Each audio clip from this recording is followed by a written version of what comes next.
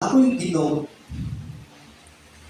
because to blame sa hatred sa iyong brothers is si Jacob yun because of his favoritism.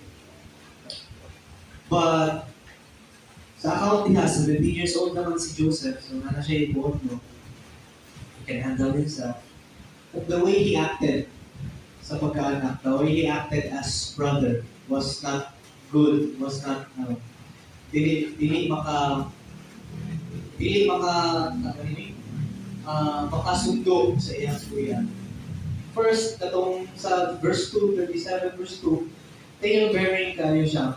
Isa kung lang niya, kung na siya makita ng mali siguro, wala na dun specify, iyang isumbong sa iyang papa.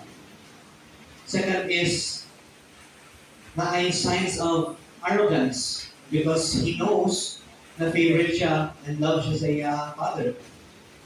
And he is insensitive. He knows that his brothers hate him, pero iyan yung i-declare yung tama ng iyang dream. And na siya ay possible, na ako, possible pride.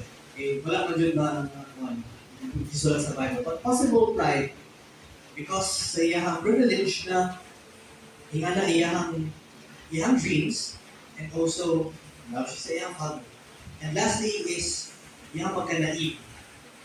Nabisal, kabalo siya, na-hate siya, pero wala, pasara-sara lang ihapon siya announce sa iyang dreams.